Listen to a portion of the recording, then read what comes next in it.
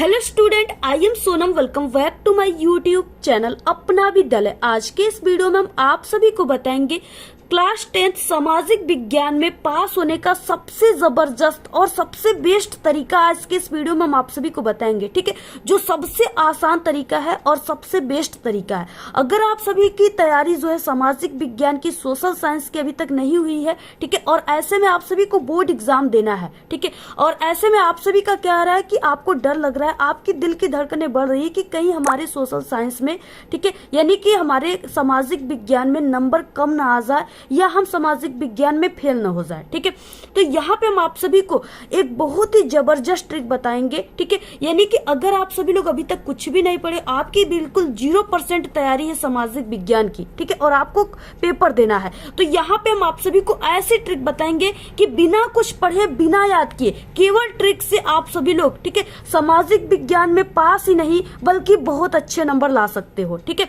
तो यहाँ पे हम आपको ऐसी ट्रिक बताएंगे जिससे अगर आप लोग अपनी कॉपी में लगा दोगे तो जो टीचर रहेंगे ना, वो खुश होकर बिल्कुल 100% आप सभी को पूरे नंबर देंगे और आप लोग एक अच्छे नंबर से पास हो जाओगे। अगर आप लोग, ठीक है, इस वीडियो को देख रहे हो तो आप लोग बहुत ही लकी इंसान हो, बहुत ही भाग्यशाली हो। ठीक है, जो कि आपके सामने ये ट्रिक की वीडियो मिल गई जिससे आपकी पूरी लाइफ बन जाएगी। ठीक है, अगर आप लोग इस ट्रिक की वीडियो देख लिए तो आप लोग सामाजिक विज्ञान में, एसएसटी में कभी जिंदगी में फेल नहीं हो सकते। ठीक है, और यहाँ पे ऐसी ट्रिक हम आपको बताने वाले हैं जिससे यानी कि आपको पास तो एग्जामिनर करेंगे ही, और साथ ही साथ आप सभी को 20 से 30 नंबर जो है खुश होकर के बिल्कुल फ्री में भी देंगे। ठीक है, ऐसी ट्रिक हम आपको इस वीडियो में बताने वाले हैं और ऐसी ट्रिक आप सभी को पूरे यूट्यूब पर कोई नहीं बताएगा। ठीक है, कहीं पर भी ऐसी वीडियो आपको नहीं मिलने वाली है। तो यहाँ पे देखिए बहुत ही जबरदस्त ट्रिक बताएंगे और ये जो ट्रिक है ये बिल्कुल न्यू बेस्ट, ठीक है, जबरदस्त ट्रिक है जिससे एक कमजोर स्टूडेंट भी इस ट्रिक का यूज अगर बोर्ड के पेपर में कर रहा है तो वो 100% टॉपर बन जाएगा। ठीक है, तो ऐसी ट्रिक हम आपको इस वीडियो में बताने वाले, बहुत ही अच्छे तरीके से सभी ट्रिक को बताएंगे। सबसे पहले आप लोग इस वीडियो को लाइक कर दीजिए, चैनल पे नए तो चैनल को सब्सक्राइब करके आप लोग बेल आइकन को जरूर प्रेस कर दीजिए और इस वीडियो को आप लोग अपने सभी दोस्तों में जरूर शेयर कीजिएगा। ठीक है, सबसे पहले देखिए सोशल साइंस जो है आप सभी का पेपर, उसमें 2 प्रकार के क्वेश्चन आते हैं। पहला क्या है, ऑब्जेक्टिव टाइप के क्वेश्चन, ठीक है, जो कि 20 नंबर का आपके पेपर में आएगा। तो अगर आप सभी को ऑब्जेक्टिव क्वेश्चन नहीं आ रहा है, ठीक है, ये पूरे पेपर की ऑब्जेक्टिव क्वेश्चन आपको नहीं आ रही है, तो यहाँ पे हम आपको ऐसी ट्रिक बताएंगे ना जिससे आप लोग बिना पढ़े 20 में 15 ऑब्जेक्टिव क्वेश्चन बिल्कुल सही ट्रिक मार कर आओगे। ठीक है, यानी बिल्कुल सही ऑप्शन चुन करके आओगे। ऐसी ट्रिक हम आपको बताएंगे। इसके बाद देखिए सब्जेक्टिव क्वेश्चन आगे, यानी ये 50 नंबर का पेपर में आता है, तो इसमें आपको 50 नंबर में ना आप लोग को ऐसा हम तरीका बताएंगे कि आप लोग बिना पढ़े 50 नंबर में, ठीक है, आप लोग 30 नंबर के क्वेश्चन को बिल्कुल सही करके आओगे। ऐसी ट्रिक हम आपको बताएंगे। तरीके से देखिए ये आप सभी का पेपर है, ठीक है, यहाँ पे ये आप सभी लोगों का पेपर है, इसमें किस तरीके से क्वेश्चन आते हैं और आपको ट्रिक कैसे लगा। सबसे पहले कि पेपर में आप सभी के ऑब्जेक्टिव क्वेश्चन आता है, तो 20 नंबर के ऑब्जेक्टिव क्वेश्चन जो होता है उसका ट्रिक क्या है, आप लोग बिना पढ़े उसको सही कैसे करोगे। सबसे पहले हम आपको ऑब्जेक्टिव का ट्रिक बताएंगे। ठीक है, अब देखिए यहाँ पे बिना पढ़े ऑब्जेक्टिव सही करने का सबसे बेस्ट ट्रिक क्या है। जैसे यहाँ पे एक क्वेश्चन है, ठीक है, आप सभी के पेपर में इस तरीके से क्वेश्चन आ गया कोई कि लोकतांत्रिक शासन व्यवस्था अन्य व्यवस्थाओं से अच्छी है क्योंकि यह, ठीक है, यानी इस तरीके से कोई क्वेश्चन आ गया और इसमें ऑप्शन दिए हुए, ठीक है, यहाँ पे जैसे ये फर्स्ट ऑप्शन हो गया और ये यहाँ पे बी हो गया, ठीक है, सी और यहाँ पे डी ऑप्शन, ये 4 ऑप्शन दिए। अब इसमें से पहला यहाँ पे ऑप्शन है कि नागरिकों में समानता को बढ़ावा देती है, ठीक है, और दूसरा है कि व्यक्तियों की गरिमा को बढ़ावा देती है, तीसरा है ए और बी दोनों, और चौथा है उपरोक्त में से कोई नहीं। ठीक है, और ये आप सभी को बिल्कुल भी नहीं पता है, इसके आपके यानी बिल्कुल भी आपको भनक तक नहीं है कि हाँ इसका आंसर क्या हो जाएगा, कभी आप लोगों ने नहीं पढ़ा। ठीक है, सामाजिक विज्ञान की किताब को खोल कर भी आप लोग कभी नहीं देखे हो ना, फिर भी आप लोग यहाँ पे पास हो जाओगे। ऐसी ट्रिक हम आपको बताएंगे। देखिए अब इसमें आपको 4 ऑप्शन है, ठीक है, इन 4 ऑप्शन में से आप सभी को अगर कोई ऑप्शन इस तरीके से दिख रहा है, ए और बी दोनों, ठीक है, ए वो बी दोनों, अगर कोई ऑप्शन ऐसा दिख रहा है तो आप सभी को इन 3 ऑप्शन में से, ठीक है, इसी ऑप्शन को क्या करना है, चुन लेना है। ठीक है, बिल्कुल आप लोग यहाँ पे आंख बंद करके मार दो टिक, बिल्कुल 100% आप सभी का सही हो जाएगा। ठीक है, 1 नंबर मुट्ठी में। तो इस तरीके से यानी कोई ऑप्शन अगर ऐसा दिखेगा तो आपको इसी ऑप्शन को चुनना है। ठीक है, अगर क्वेश्चन में ऐसा ऑप्शन आएगा तब। अगला देखिए क्या है, अगर आपके एग्जाम में कोई भी ऑब्जेक्टिव क्वेश्चन सन वाला आ जाए, यानी ईस्वी वाले आ जाए, ठीक है, ज्यादातर आते हैं, आ गया तो आपको क्या करना है, यानी कौन सी तरीका अपनाना है। देखिए फ्रांस की, जैसे यहाँ पे आ गया क्वेश्चन है फ्रांस की क्रांति कब हुई थी, ठीक है, ऐसा कोई आ गया यहाँ पे क्वेश्चन। और इसमें आपको क्या ट्रिक लगाना है, तो इसमें आपको बड़ा, ठीक है, और इस तरीके से छोटा का ट्रिक लगाना है, ठीक है। बड़ा और छोटा का ट्रिक आपको क्या लगाना है, यहाँ पे देखिए ये बड़ा हो गया और ये छोटा, ठीक है। यहाँ पे जैसे फ्रांस की क्रांति कब हुई थी, इसमें आपको देखिए इस ऑप्शन में से बड़ा ऑप्शन कौन है, छोटा ऑप्शन कौन है, इसको आपको पहले ध्यान से खोजना है, ठीक है। देखिए यहाँ पे क्या है, जैसे इसको हम मान लेते हैं, यहाँ पे ये ए ऑप्शन हो गया और ये बी सी डी, ठीक है। तो यहाँ पे देखिए क्या हो गया, ये 1517 है, ठीक है। और ये यहाँ पे यानी ये 1517 क्या है, ये सबसे छोटा है, क्योंकि सभी में 1600 है, ये 1517 है, तो ये सबसे छोटा हो गया, ठीक है। तो आपको छोटा ऑप्शन तो यहाँ पे मिल गया। अब इसके बाद देखिए क्या हो गया, इसमें आपको बड़ा ऑप्शन को ढूंढना है। बड़ा ऑप्शन सबसे कौन सा है इसमें, देखिए बड़ा ऑप्शन सबसे ये है 1689 ईस्वी, ठीक है। तो अब आपको क्या करना है, इसी छोटे और बड़े ऑप्शन में से ही, दो ऑप्शन में से ही आपको सिर्फ ढूंढना है, बाकी ये दो ऑप्शन को आपको बिल्कुल भूल जाना है, ठीक है। इसमें आपको बिल्कुल भी नहीं देखना है। तो जहां आपके पास 4 ऑप्शन थे, यहां आपके पास 2 ऑप्शन हो गए सिर्फ। अब 2 ऑप्शन में ही आपको ट्रिक लगाना है, ठीक है। अब इसमें आपको छोटा और बड़े का ट्रिक लगा देना है। देखिए फ्रांस की क्रांति कब हुई थी, यानी जो फ्रांस की क्रांति हुआ था वो 1600 के आसपास में हुआ था, ठीक है। तो आप सभी को यानी कि 1600 में ही इसमें जो भी क्रांति हुई थी वो 1600 में हुई थी। तो अब आपको क्या करना है, इसमें क्या करना है, बड़े वाले को टिक लगा देना है, ठीक है। अगला कोई क्वेश्चन आ गया, उसमें आप लोग छोटे वाले को ट्रिक लगा दो, यानी जैसे आपका लक काम करता हो, जैसे आपकी भाग्य काम करती हो, ठीक है। तो यहाँ पे जैसे आप लोग बड़े वाले पर लगा दिए तो आपका ये वाला करेक्ट बिल्कुल आंसर हो गया, ठीक है। अब इसके बाद अगला देखिए ऑब्जेक्टिव क्या है। अगर आपके एग्जाम में कोई एमसीक्यू क्वेश्चन ऐसा आ जाए, ठीक है, इस तरीके से कोई क्वेश्चन यहाँ पे दिया रहे और यहाँ पे ऑप्शन 4 रहेगा, जिसमें से कोई एक ऑप्शन ऐसा है कि इनमें से सभी या सभी, ठीक है, तो आपको इसी वाले ऑप्शन को बिल्कुल आपको बिना सोचे समझे टिक मार देना, 100% बिल्कुल करेक्ट आंसर हो जाएगा, ठीक है। अक्सर देखा गया है कि ऐसे ऑप्शन सही होते हैं। देखिए इसके बाद क्या है, यानी आप लोगों ने उन सभी ट्रिक को लगाया, ठीक है। इसके बाद भी आपको कुछ ट्रिक लगा देना है अलग से। ये क्या है कि एग्जाम पेपर में सबसे ज्यादा सही होने वाला अब तक का ऑब्जेक्टिव क्वेश्चन कौन सा होता है, ठीक है। तो ए और सी होता है, यानी फर्स्ट के शुरुआत का ए और सी रहेगा और लास्ट का आप सभी का लास्ट का जो रहेगा वो बी और डी रहता है, ठीक है। तो इस तरीके से ये ट्रिक लगा देना आपको, यानी शुरू में आपको ए और सी को ज्यादातर चुनना है। और इसके अलावा आप लोग एक और भी ट्रिक लगा सकते हो, जैसे 20 ऑब्जेक्टिव क्वेश्चन पेपर में आ रहा है, ठीक है। इसको आप लोग यानी कि 4 5 20, ठीक है। तो यानी कि 4 ठो करोगे तो आप लोग इसको 5 भागों में बांटोगे। अगर 5 ऑप्शन का ऐसे बनाओगे आप लोग, ठीक है। एवरेज तो यहाँ पे 5, यानी इस तरीके से 5 चौके 20, 4 यहाँ पे बन गया, ठीक है। तो आपको क्या करना है, यानी 5 ऑप्शन तक किसी एक ही ऑप्शन को चुनते जाना है, ठीक है। इस तरीके से ए ऑप्शन को, यानी आपका 20 ऑब्जेक्टिव क्वेश्चन है, इसको 4 भागों में बांट दीजिए, 5 ऑप्शन को एक ही चुनते जाना है। उसके बाद फिर आप लोग 5 से 10 तक में बी, ठीक है, फिर उसके बाद सी, फिर उसके बाद डी, यानी ऐसे चुनोगे तो इसमें क्या होगा, आपका 20 ऑब्जेक्टिव क्वेश्चन है, इसमें से 10 ऑब्जेक्टिव क्वेश्चन सिर्फ इस ट्रिक से सही हो जाएगा, ठीक है। और उसके बाद बाकी के जो ऑब्जेक्टिव क्वेश्चन है आगे जो हम ट्रिक बताएं उससे सही होगा। टोटल आपका 20 में 15 यहाँ पे बिल्कुल पक्का हो जाएगा, ठीक है। तो ये ट्रिक आपको ऑब्जेक्टिव में लगाना है। इसके बाद आता है सब्जेक्टिव क्वेश्चन की ट्रिक क्या है। अगर अब देखिए जैसे यहाँ पे आ गया खंड ब वर्णनात्मक प्रश्न फर्स्ट आ गया, ठीक है, इस तरीके से।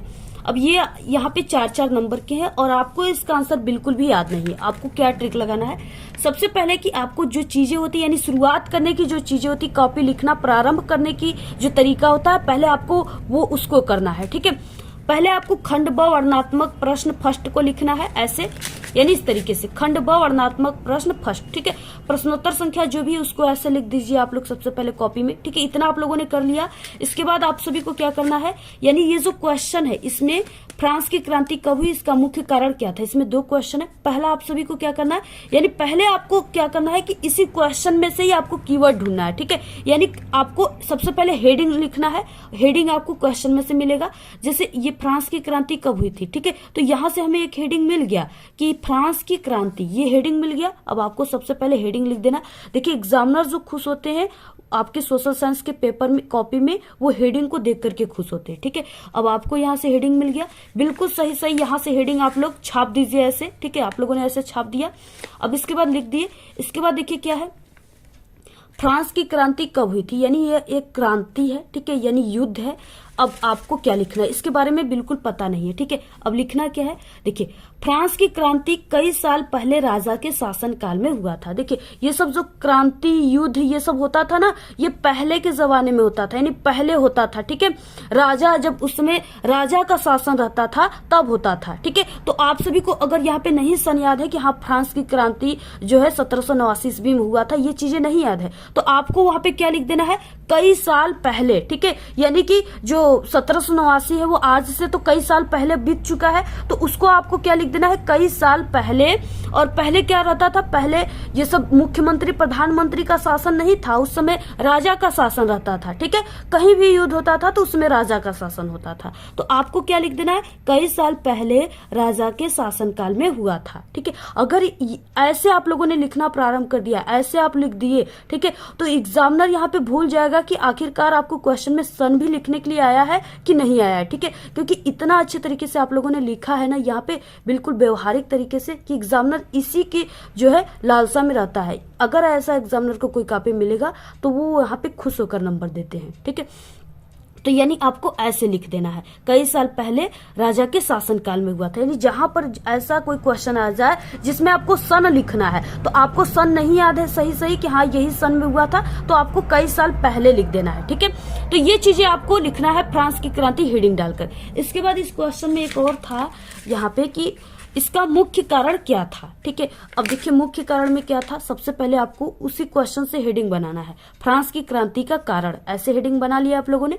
उसके बाद देखिए इस यहाँ पे आपको यानी कि चाहे कोई भी प्रकार आ जाएगा, आपको ऐसे लिखना है, उस प्रकार का नाम फ्रांस की क्रांति के प्रमुख कारण निम्नलिखित हैं। ये तो आप लोग लिख सकते हो, बिना पढ़े लिख सकते हो, ठीक है। एक ही छोटी सी ट्रिक जानना है, इसको आप लोग को सभी में लगाना है, ठीक है। ऐसे लिख दिया आप लोगों ने। उसके बाद देखिए, उसके बाद इतना लिख दिए, ठीक है। अगर आपको नहीं याद है इतना तो सिर्फ इतना लिख दो, 4 नंबर का क्वेश्चन है तो यहाँ पे आपको 2 नंबर जरूर मिल जाएगा, इतना सिर्फ लिखने से, ट्रिक से, ठीक है। अगर आपको आगे भी याद है, कारण भी कुछ याद है 1-2, तो आपको क्या करना है, पहला ऐसे लिख करके लिख देना है। जैसे देखिए जब क्रांति होती है ना, कहीं पर भी क्रांति होगी, ठीक है, जैसे 2 देशों के बीच में या अगल बगल कहीं भी क्रांति होती है ना, तो कुछ ना कुछ दोष होते हैं, ठीक है, जिसके कारण वही दोष क्रांति का कारण बन जाता है। तो अब आपको क्या लिखना है, दोषपूर्ण शासन व्यवस्था, यानी जो शासन रहेगा उसमें कोई ना कोई दोष था जिसके कारण फ्रांस की क्रांति घटित हुई, तो आपको लिखना है दोषपूर्ण शासन व्यवस्था।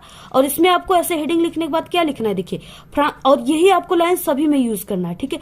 फ्रांस की यानी जो भी क्वेश्चन है ना, ज्यादातर आपको आंसर बनाना है तो उसी क्वेश्चन से ही बनाना स्टार्ट करना है, उसको बार बार जो भी क्वेश्चन में कीवर्ड है उसको बार बार यूज करना है, ठीक है। जैसे इस क्वेश्चन में क्रांति का कीवर्ड था, फ्रांस की क्रांति का, तो इस क्रांति को आप लोग बार बार यूज कीजिएगा आंसर में, ठीक है। देखिए फ्रांस की क्रांति का प्रमुख कारण वहां की दोषपूर्ण शासन व्यवस्था थी, यानी जो भी यहाँ पे हेडिंग है उसी को बस लिख दिया आप लोगों ने, यहाँ पे 1.5 लाइन भर गया, ठीक है। यहाँ पे बस फ्रांस की क्रांति का प्रमुख कारण वहां की दोषपूर्ण शासन व्यवस्था थी, यानी कोई न कोई शासन में दोष था, और राजा के द्वारा, देखिए और दोष क्या था कि जो वहां के राजा लुई 16वां था उसके द्वारा अत्यधिक आय व्यय करना था, ठीक है, यानी फिजूल खर्ची था। देखिए क्या है, जब भी कोई लोग जो है राजा बन जाता है या कुछ भी बड़े पद पे हो जाता है ना, तो वो सोचता है कि हम कितना ज्यादातर पैसा जो है अपने नाम कर ले, ठीक है, यानी अपने लिए कितना पैसा हम इकट्ठा कर ले, ठीक है। तो यानी उनको लालच हो जाती है, तो यही वहां के राजा का था, लुई 16वां का, उसको लालच हो गया, वो अत्यधिक पैसों जो है व्यय करने लगा, काफी फिजूल खर्ची का मतलब यानी कि आवश्यकता जो चीजों की नहीं है ना उस पे भी वो पैसा खर्च करने लगा, तो आखिरकार उसके पैसे खत्म ही हो जाएंगे, शासन चलाने के लिए पैसा बचा ही नहीं है। अब वो क्या किया, जनता पे कर लगाना शुरू कर दिया, ठीक है। अब जो मजदूर वर्ग, जो अमीर लोग है वो तो दे देंगे, मध्यम वर्ग के, कुलीन वर्ग के, उच्च वर्ग के लोग कर को दे देंगे, लेकिन जो मजदूर वर्ग के लोग है वो 100 रुपया रोज कमाता ही है, तो उसमें से वो 50 रुपया कैसे कर देगा, नहीं ना देगा। तो इस तरीके से जो यहाँ के लुई 16वां राजा था वो क्या करने लगा, जनता पे कर लगाने लगा, ठीक है, वो भी मजदूर लोगों पे, यानी कि वो यानी पहचान कर लोगों से कर मांगने लगा, यानी कि सबके ऊपर एक ही समानता का वो समान बिल्कुल कर लगाना शुरू कर दिया। ऐसा नहीं है, जो उच्च वर्ग के लोग हैं उस पे उनसे कर नहीं लिया जाता था, जो गरीब थे उनसे कर लिया जाता था। तो गरीबों के अंदर क्या हुई, विरुद्ध की भावनाएं उत्पन्न हुई, यही विरुद्ध की भावनाएं क्रांति का कारण बन गया। तो यही सब चीजें आपको लिखना है। देखिए फ्रांस की स्थिति जो है, अब यहाँ पे फिजूल खर्ची होने लगा। अब जब पैसा पूरा शासन का खत्म हो जाएगा तो आर्थिक स्थिति देश का जहाँ पे भी राज शासन हो रहा है उसकी आर्थिक स्थिति खराब हो ही जाएगी। पैसा नहीं रहेगा तो क्या हो जाएगा, आर्थिक स्थिति खराब हो जाती है। ठीक है, अब इसके बाद देखिए सामाजिक असमानता, यानी क्या है कि लोगों के अंदर, देखिए जब भी युद्ध होता है दो देशों के बीच में तो असमानताएं पाई जाती है। ठीक है, यानी कि असमानता हो रहा है देश के अंदर, तभी जो है युद्ध की यहाँ पे भावनाएं उत्पन्न हो रही है। तो फ्रांस की क्रांति का एक महत्वपूर्ण कारण सामाजिक असमानता है। देखिए इसी हेडिंग से इतना लाइन बन गया। सामाजिक असमानता के कारण फ्रांस की जनता के अंदर विरोध का भावना उत्पन्न हो गया और फ्रांस की क्रांति का कारण बन गया। ठीक है, यानी देखिए सामाजिक असमानता यानी दो लोगों के यानी कई लोगों के बीच में एक ही प्रकार की समानताएं नहीं है। किसी से ज्यादा पैसे लिए जा रहे, कर लिए जा रहे, किसी से कम लिए जा रहे। अगर ऐसा होता है तो लोगों की, जनता के बीच में क्या होता है, विरोध की भावनाएं उत्पन्न होती है और यही क्रांति का कारण बन जाता है, लड़ाई झगड़े की कारण बन जाती है। ठीक है, तो ऐसे ही आप सभी को पूरा लिखना है। इसके अलावा देखिए अयोग्य शासन, आप लोग इस हेडिंग का भी यूज कर सकते हो। ठीक है, इसके बारे में अयोग्य शासन आप लोग हेडिंग जान रहे हो तो आप लोग लिख लोगे। अयोग्य का मतलब जिसको कोई ज्ञान नहीं है, उसको शासन चलाने नहीं आ रहा है। ठीक है, जिसके कारण ये क्या हो रहा है, फ्रांस की क्रांति घटित हो रहा है।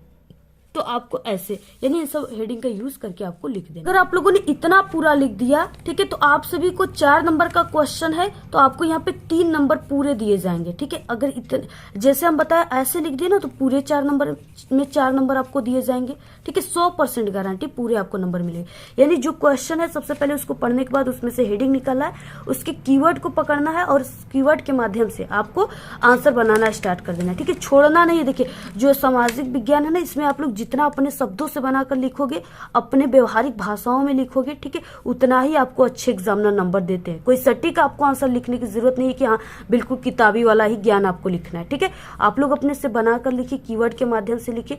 आपको कुछ ना कुछ जरूर लिखना है, सादा पेज नहीं छोड़ना है, तो सादा पेज पे आधा नंबर भी एग्जामिनर नहीं देते हैं। और न ही आपको कोई गाना, शायरी या गलत शब्द या लव स्टोरी वगैरह लिखना है। ठीक है, आपको बिल्कुल उस क्वेश्चन से रिलेटेड कोई टॉपिक याद है, पूरी किताब से रिलेटेड कोई क्वेश्चन टॉपिक याद है तो उसके बारे में आप लोग लिख दीजिए। बाकी ऐसे ही आपको लिखना, आपको पूरे नंबर एग्जामिनर दे देंगे। ठीक है, अब देखिए अगला जैसे यहाँ पे आ गया कि भारतीय कृषि की कोई 3 विशेषताएं।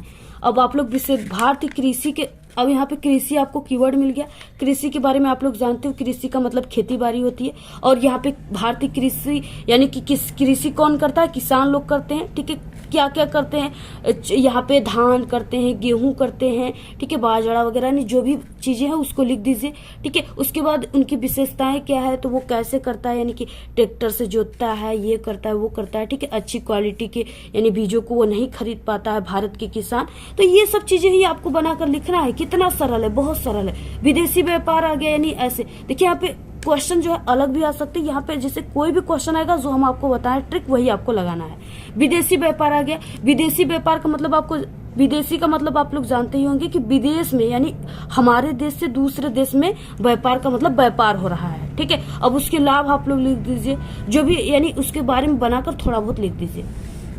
अब देखिए इंपॉर्टेंट ये है, यहाँ पे मृदा अपरदन से आप क्या समझते हैं। ठीक है, किन्हीं 3 कारणों का आप सभी को उल्लेख करना 6 नंबर का। अब देखिए मृदा का मतलब क्या होता है, मिट्टी होती है। अपरदन का मतलब क्षरण, भूक्षरण, ठीक है, जिसको कहते हैं। यानी देखिए मृदा अपरदन क्या होता है, जैसे इसका मौसम होता है ना, बारिश के मौसम में बाढ़ आ जाते हैं और वो बाढ़ जो होते हैं जहां जहां वो जाते हैं बाढ़ के पानी, वहां वहां की वो मिट्टी कंकड़ों को अपने साथ साथ लेकर चले जाते हैं। ठीक है, और वही कारण यानी वो सब क्या करते हैं, यानी अगर यहाँ पे ऐसी मिट्टी, ये खेत है, यहाँ पे ऐसी मिट्टी है, ठीक है, तो बाढ़ की पानी आएगी तो क्या करेगी, इसको अपने साथ ऐसे लेकर चली जाएगी। यहाँ से मिट्टियों का कटाव हो जा रहा है, अपरदन हो रहा है। ठीक है, और क्या है कि गर्मियों में लू चलता है, लू में आप लोग देखते हो कि बहुत ज्यादा गर्दा उड़ता है। ठीक है, तो वो क्या है, मिट्टियों को कण से एक स्थान से दूसरे स्थान पे हवा के माध्यम से वो चली जाती है, मृदा अपरदन हो जाता है। ठीक है, अगर वही देखिए जैसे जो बाढ़ के पानी होते हैं ना, वो अपने साथ मिट्टियों को ले जाती है एक स्थान से दूसरे स्थान तक। अगर वहां पे हम कोई इस तरीके से वृक्ष लगा देंगे ना, तो वो वृक्ष के जो जड़ें हैं, सोर हैं, वो मिट्टियों को ऐसे जकड़ी रहती हैं। ठीक है, जिससे मिट्टियां इधर उधर नहीं जाती हैं। तो आप लोग इनके कारणों को ऐसे लिख सकते हो कि हाँ, पेड़ पौधे को लगाकर मिट्टी अपरदन को रोका जा सकता है। खेत होता है, खेत में आप लोग देखोगे कि किसान मेढ़ बनाते हैं। ठीक है, किनारे किनारे पे उस पे वो दाल वगैरह भी लगा देते हैं। तो वो मेड़ क्यों बनाते हैं? वो मेड़ इसलिए बनाते हैं कि उनकी मिट्टियाँ जो है, खेत की मिट्टियाँ दूसरे के खेतों में न जाए, ठीक है। इसलिए तो यानी उनकी जो है मृदा अपरदन उनका ना हो, तो इसलिए वो मेड़ बनाते हैं। तो इस तरीके से यही सब चीजें आपको लिखना है, बहुत ही सरल है, ठीक है। सामाजिक विज्ञान जैसा सरल सब्जेक्ट कोई नहीं है। आप लोग इसमें जितना बनाकर लिखोगे उतना ही आपको अच्छे नंबर मिलेंगे। परिवहन तथा संचार, परिवहन का मतलब होता है जैसे हम लोग एक स्थान से दूसरे स्थान पर जिन साधनों के द्वारा जाते हैं, बस के द्वारा, ठीक है, ट्रेन के द्वारा उसको आपको उसी के बारे में लिख देना है। संचार हो गया, जिसके संचार क्या है? संचार आप लोग जिस माध्यम से हमारे इस ट्रिक की वीडियो को देख रहे हो, और आप सभी लोग यानी कि आपको जो है डर लग रहा था कहीं हमारे नंबर कम ना आ जाए, लेकिन इस ट्रिक को देख लिए तो आपका पूरा का पूरा यानी कि 100% आपको एग्जामिनर नंबर देंगे, पास ही नहीं बल्कि अच्छे नंबर लाओगे। तो आप लोग इस ट्रिक को किस माध्यम से देख रहे हो? हमारे इस स्मार्टफोन, अपने स्मार्टफोन के माध्यम से देख रहे हो, और हम आपको ये वीडियो किस माध्यम से दे रहे हैं? स्मार्टफोन के माध्यम से। तो ये क्या है? ये संचार व्यवस्था है, ठीक है। तो यही सब चीजें आप लोग इसके बारे में तो और अच्छे तरीके से लिख सकते हो, ठीक है। तो आप लोग इस तरीके से लिखिए, पूरा ऐसे ही आपको लिखना है। कोई मिट्टी आ गया कि हाँ मिट्टी, काली मिट्टी हो गया, दोमट मिट्टी, मिट्टियों के प्रकार, ठीक है। अब आपको मिट्टियों के प्रकार, आप लोग मिट्टी पर जी ही रहे हो, ठीक है। आप लोग काली मिट्टी लिख दीजिए और जलोढ़ मिट्टी लिख दीजिए। इसके बारे में आप लोग थोड़ा थोड़ा लिख दीजिए कि हाँ काली मिट्टी जो है इसमें कपास की खेती होती है, ठीक है। जो भी है आप लोग व्यवहारिक भाषा में आप लोग लिख दीजिए, आपको 100% गारंटी कि एग्जामिनर नंबर देंगे। अगर इतना कर दिए ना तो आपको कभी जिंदगी में एग्जामिनर फेल नहीं कर सकते, ठीक है। तो ये सभी ट्रिक आपको लगा देना है, ऐसा ट्रिक आपको कोई नहीं बताएगा, यही ट्रिक आपको लगाना है, ठीक है। अब देखिए यहाँ पे अगर मानचित्र वाला ट्रिक हम आप सभी को बता दें, तो मानचित्र वाले ट्रिक में आपको क्या करना है? इसको तो आपको पेंसिल से भरना है सबसे पहले, ठीक है। अब यहाँ पे देखिए, जैसे कोई कॉमन क्वेश्चन है जो हर साल पेपर में आता है, वो स्थान जहाँ जलियांवाला बाग हत्याकांड हुआ था, ठीक है। तो जलियांवाला बाग हत्याकांड अमृतसर में हुआ था, और अमृतसर में आपको अमृतसर को अगर दर्शाना है मानचित्र में, ठीक है, तो आपको क्या करना है? ये चार जो है ये गुड़हल की पंखुड़ी की तरह है, ठीक है, 1 2 3 4। अब इसमें से ये वाला जो किनारा है, इसी के यहाँ पे क्या है? पंखुड़ी में अमृतसर स्थित है, ठीक है। तो आपको ये ट्रिक जान जाना है, यानी अमृतसर बिल्कुल कॉमन है कि पेपर में जरूर आता है। इसके बाद देखिए ये वाला भी आपको जान जाना है, जैसे वह स्थान जहां सूती मिल श्रमिकों का सत्याग्रह चलाया गया था, ठीक है। तो वो अहमदाबाद में चलाया गया था। तो यहाँ पे ये क्या है? डायनासोर के मुंह है, ठीक है। ये आपके मानचित्र में जो मिलेगा उसमें रहेगा। इसी के बीच में यहाँ पे अहमदाबाद है, यहाँ पे गुजरात है, और यहाँ पे दांडी है, यहाँ पे साबरमती है, ठीक है। और इसके ठीक नीचे यहाँ पे मुंबई है, ठीक है। तो ये सब क्या है? और कोई नदी आ गया तो यहाँ पे ताप्ती नदी है। तो ये क्या है? यहाँ छोटी सी ट्रिक आप लोग ये सब जान जाइए। कुछ क्वेश्चन है कॉमन जो पेपर में आते हैं, तो इस तरीके से आप लोग को भर देना है। यानी अगर आपको ये पता है कि हम मानचित्र में ये स्थान यहाँ पे है, तो आप लोग इसको भर दीजिए। अगर नहीं पता, सिर्फ ये पता है कि हाँ इस क्वेश्चन का आंसर अमृतसर होगा, ठीक है, तो आपको कॉपी में क्या करना है? सिर्फ आपको जो कॉपी रहेगा उसमें आप सभी को लिख देना है ऐसे आपको लिखने के बाद मानचित्रकार, ठीक है, उसको आपको सिर्फ आंसर भर ही ऐसे लिख देना है। यानी अगर सिर्फ आंसर लिख दिए, आपको आंसर पता है, ऐसे लिख दिए, ठीक है। तो आप सभी को क्या है? इसमें नहीं भरोगे तो इसमें भरोगे तो 5 नंबर मिलेगा, अगर यानी 10 नंबर मिलेगा। अगर इसमें नहीं भरोगे, इतना सिर्फ लिखेंगे तो आपको सिर्फ 5 नंबर दिया जाएगा, ठीक है। तो इतना आप लोग लिख सकते हो। बाकी जो कॉमन क्वेश्चन है, जैसे कोई भी प्रकार का क्वेश्चन आ जाए, लेकिन जो कॉमन क्वेश्चन है उसको आप लोग, जैसे अहमदाबाद है ना, तो ऐसे क्वेश्चन आए चाहे ना आए, आपको ऐसे अहमदाबाद वगैरह ऐसे लिख देना है, ठीक है। अपने मन से भी लिख दोगे तो एग्जामिनर इतना नहीं ध्यान देंगे, आपको नंबर यहाँ पे मिल सकते 1 2 नंबर। तो आप लोग सामाजिक विज्ञान में कमजोर हो तो आप लोग इस ट्रिक का यूज जरूर कीजिएगा। 100% मेरी फुल गारंटी कि आप लोग पास ही नहीं बल्कि इस ट्रिक से बहुत अच्छे नंबर लाओगे, एग्जामिनर आपको खुश होकर नंबर देंगे, ठीक है। तो आपको ये वीडियो कैसा लगा? इस वीडियो को आप लोग अपने सभी दोस्तों में शेयर कीजिए, वीडियो को लाइक कीजिए, ठीक है, और अपनी अच्छी प्यारी प्यारी कमेंट कीजिए। आज के इस वीडियो में सिर्फ इतना ही। आपको ये वीडियो कैसा लगा? अगर वीडियो पसंद आए तो एक बड़ा सा लाइक कर दे, चैनल पे नए तो सब्सक्राइब करके बेल आइकन को जरूर प्रेस कर दे। Thanks, all the very best, bye bye.